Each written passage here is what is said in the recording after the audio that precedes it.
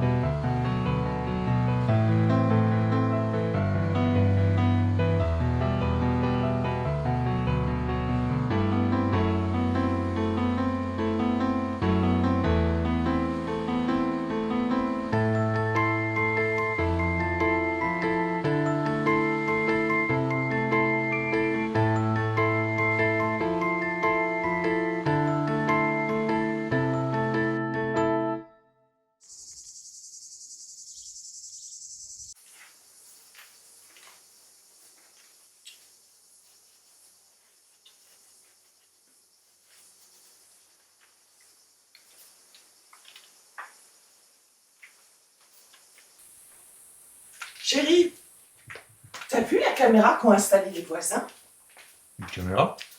sur leur façade et qui donne juste sur notre jardin? Des objets produisent des émanations qui viennent frapper nos sens. Nos sens ne nous trompent pas. Et t'as pas l'impression qu'on est espionné? C'est pas que j'y vais quand même. Tu vas encore laisser faire ça?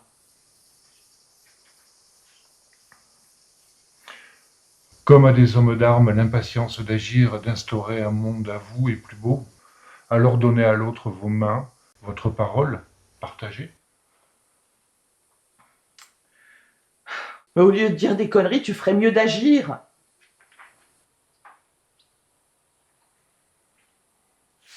J'ai compris, c'est moi qui vais les appeler.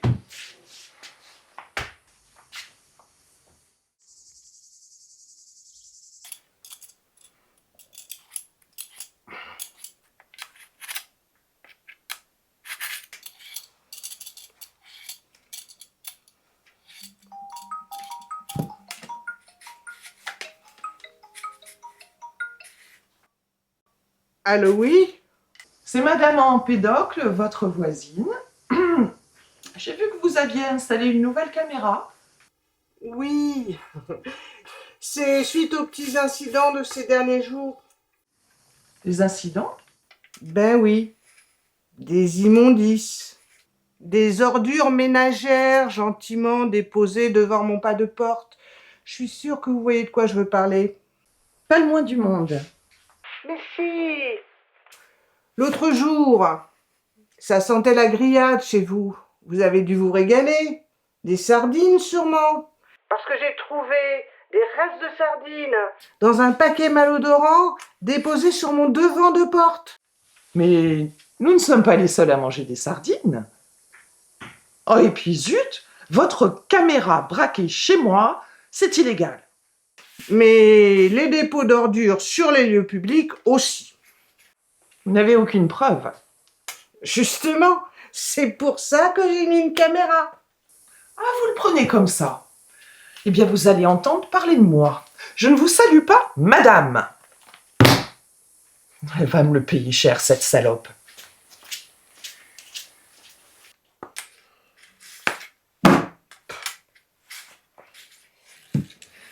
Un bel exemple de gaslighting, De gaz quoi? un cas classique. Quand le coupable se fait passer pour la victime. Ha! Ici, on dit un trou de cul.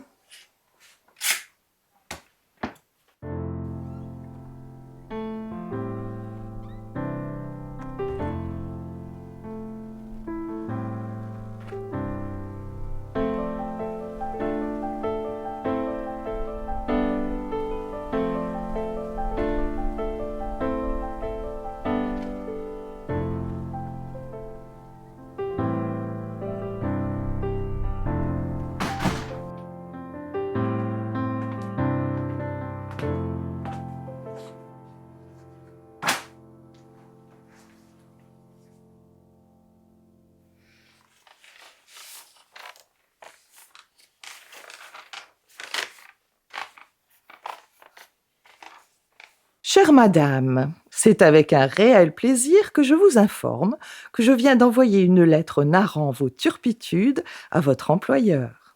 Il était grand temps de remettre bon ordre à tout cela. Votre moralité, plus que vaseuse, ne surprendra personne ici. Escroquerie auprès de personnes âgées, arnaque à la sécurité sociale, falsification de documents administratifs, usage de prostituées mâles, femelles, voire bizarres, ivrognerie sur la place publique, dénonciation par lettre anonyme, racisme qualifié, et je vous fais grâce de quantité d'autres menus larcins dénoncés çà et là. Sans parler des activités de votre cocu de mari, vous lui transmettrez mon amitié. Malgré tous vos talents de mari couche-toi là, je crains que vous ne soyez obligé de chercher un autre emploi. Bonne journée, salope. Une personne qui vous veut du Mais bien. c'est pas vrai!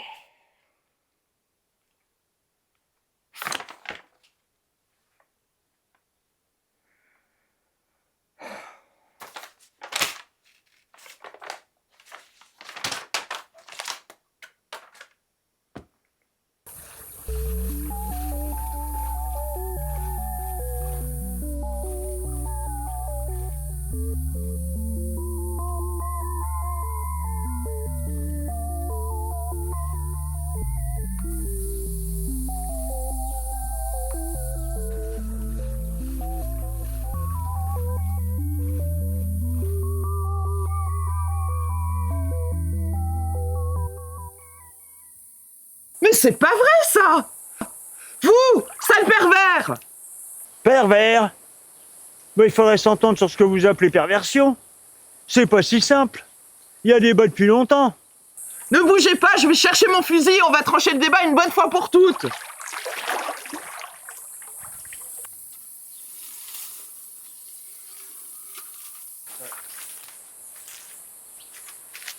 Il y en a qui comprendront jamais rien au rôle de la libido. Et après, ça s'étonne d'être agressif.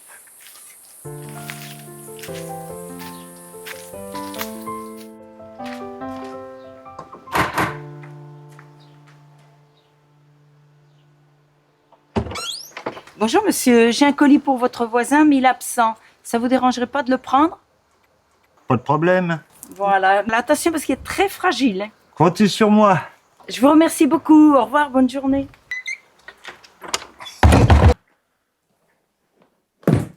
Chérie, il y a les Freud qui nous ont récupéré un colis. Ils sont sympas finalement.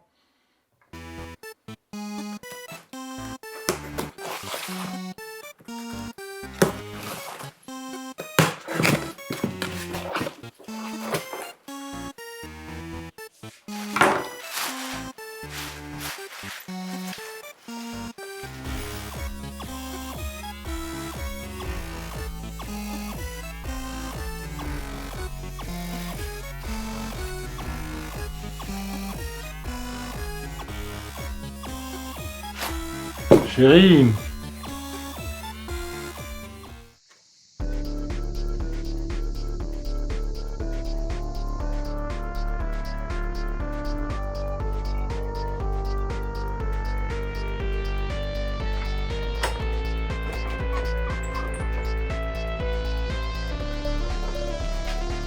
Alors, pas fait.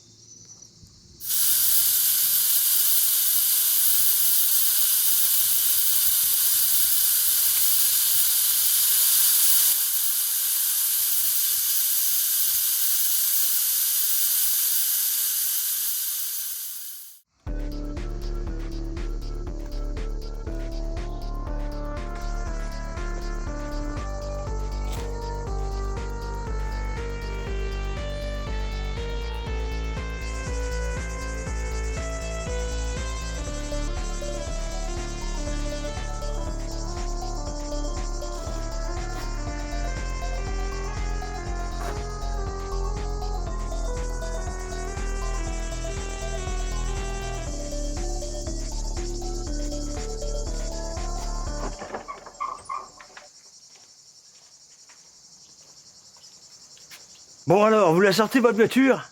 Comment je fais pour sortir la mienne? C'est que mes pneus sont crevés. Je peux plus la bouger. Démerdez-vous, mon vieux. Moi, je dois aller travailler, moi. Vous avez 4 euros à me prêter? Bien sûr que non. C'est une bonne blague. Et moi non plus. Voilà. Comment ça va là? Je vais réfléchir. Hein?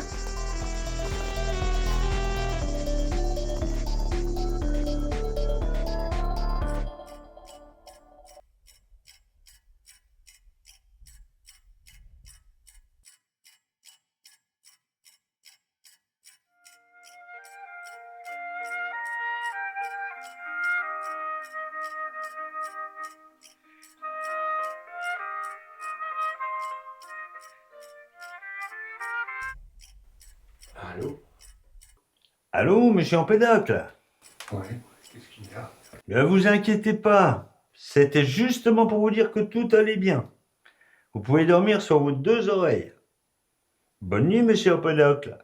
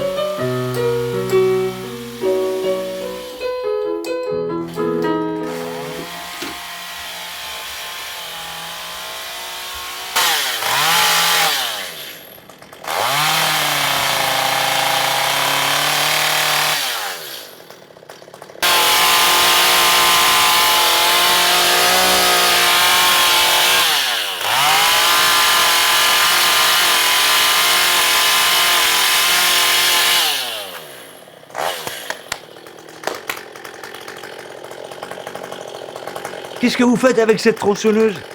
Elle fait un bruit, vous entendez pas? Ah si, j'entends bien même, hein. Vous pouvez vous taire un peu, j'entends pas bien quand vous parlez. Mais ça va continuer longtemps? Ah, je sais pas. Vous savez pas. Non, Comment ça? vous savez parler aux tronçonneuses, vous? Non mais vous rigolez, j'en ai marre de ce boucan maintenant. Éteignez-moi cet outil de malheur. Quand je commence un travail, je le termine, moi. Quel travail?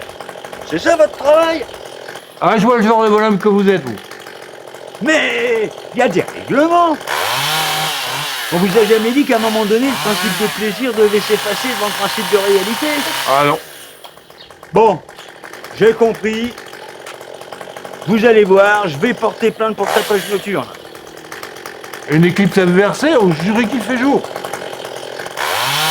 Faites le malin, je me comprends moi.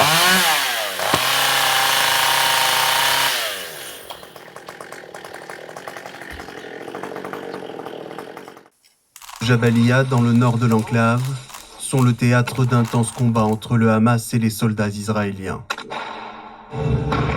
Sur ces images, les combattants du mouvement palestinien exposent leur arsenal, des lance-roquettes et des snipers positionnés dans les bâtiments. Depuis les airs, l'armée israélienne pilonne la ville sans interruption. À Jabalia, mais aussi à Tous ces gens n'arrêteront jamais de se foutre sur la gueule. Écoute, il y a 2 forces qui s'opposent entre elles. L'amitié unifie, la discorde sépare. Mais ce n'est pas négatif. La discorde permet au tout de ne pas se réduire à un. Elle a pour fonction de démultiplier, constituer un tout formé par plusieurs multitudes. Le un devient une multitude. Mais tu t'écoutes quand tu parles. Ouais, je sais pas d'où ça me vient. C'est comme si quelqu'un parlait dans ma tête.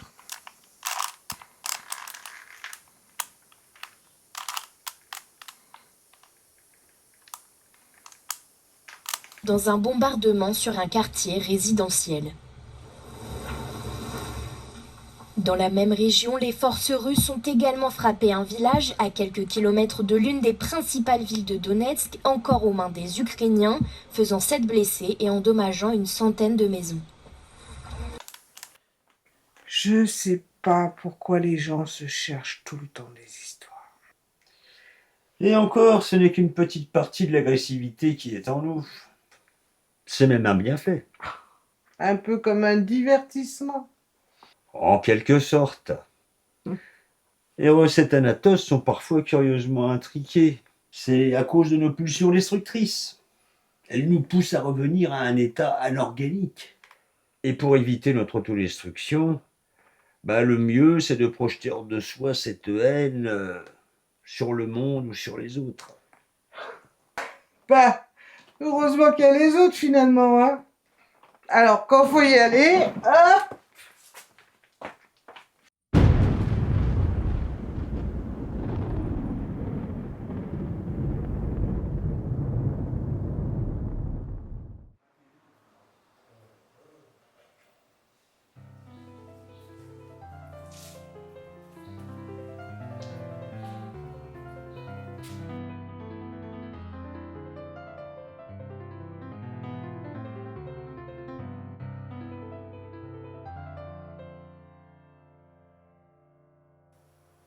Vous avez souhaité nous rencontrer l'un comme l'autre. J'ai pensé qu'il serait bon de vous convoquer ensemble. Si on ne peut pas faire autrement. C'est vous qui voyez. En tant qu'élu, j'ai une mission de médiateur. Wow, vous êtes impressionnant comme type. Et ça marche des fois? Je tiens d'abord à vous préciser que vos agissements commencent à nuire sérieusement à vos voisins. Il y a des plaintes, vous savez.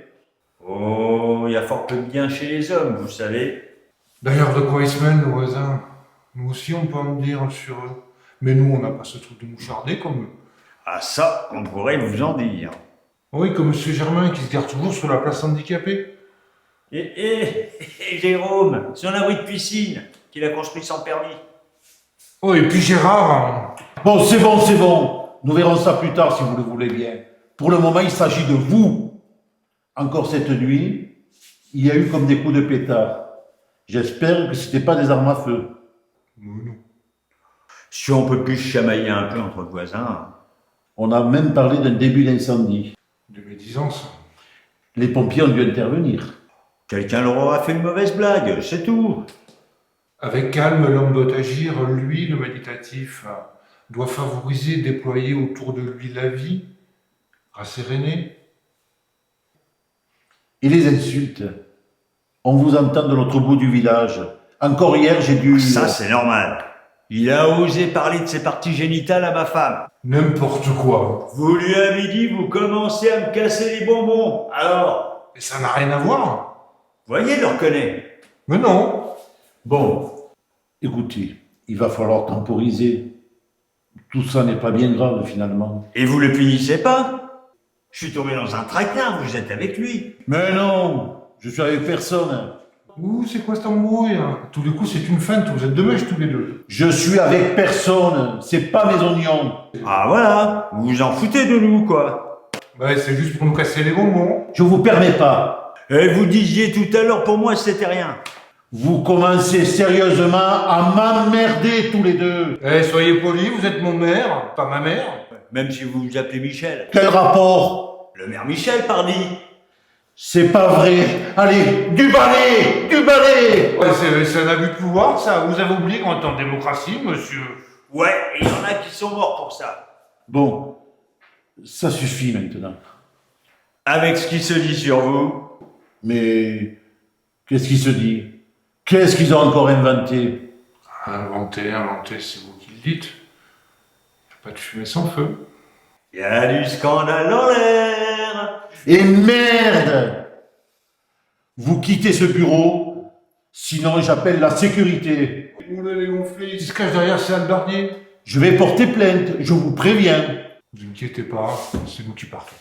Ouais, vous nous faites perdre notre temps si vous croyez qu'on a que ça à foutre de chercher des histoires. Nos vies se dissipent comme une fumée. C'est la même Michel qui a perdu son chat, qui crie par la fenêtre qui le lui renvoie. C'est le père spectre qui lui a répondu, votre chat n'est pas perdu, il vous sera rendu. L'arbitral, l'acclamation, l'arbitral, l'arbitral,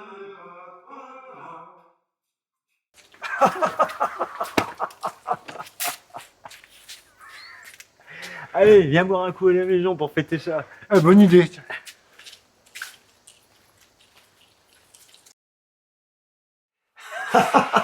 On l'a bien eu. Sodomie ouvert. Mais tu ramènes ce con à la maison. On vient d'emplâtrer le Mère Michel. C'était trop bon. Mais on va encore avoir des histoires. Voilà où ça mène d'avoir des mauvaises fréquentations. Mais pas du tout. Il y a une agressivité réconciliatrice dans la revendication. C'est même elle qui permet de construire le devenir civilisationnel. Parfaitement, la lutte permanente entre haine et amitié, unité et différenciation définit le devenir. Tu vois, nous on est contre les tyrans. Tous les deux on est des amis de la République. Ah, ça ira, ça ira, ça ira, les aristocrates à la lanterne. Ah, ça ira, ça ira, ça ira, les aristocrates, nous on les prendra. L'homme s'unit à Ève, sa femme. Elle devint enceinte et donna naissance à Caïn. Elle dit, « Avec l'aide de l'Éternel, j'ai formé un homme. » Elle mit encore au monde le frère de Caïn, Abel. Abel devint berger et Caïn cultivateur. Au bout d'un certain temps, Caïn présenta des produits de la terre en offrande à l'Éternel. Abel, de son côté, présenta les premiers-nés de son troupeau et en offrit les meilleurs morceaux. L'Éternel porta un regard favorable sur Abel et sur son offrande, mais pas sur Caïn et son offrande. Caïn se mit dans une grande colère et son visage s'assombrit. L'Éternel dit à Caïn, « Pourquoi te mets-tu en colère et pourquoi ton visage est-il sombre ?» Mais Caïn dit à son frère Abel, « Allons au champ. » Et lorsqu'ils furent dans les champs, Caïn se jeta sur son frère Abel et le tua. Alors l'Éternel demanda à Caïn, « Où est ton frère Abel ?» « Je n'en sais rien, répondit-il. Suis-je le gardien de mon frère ?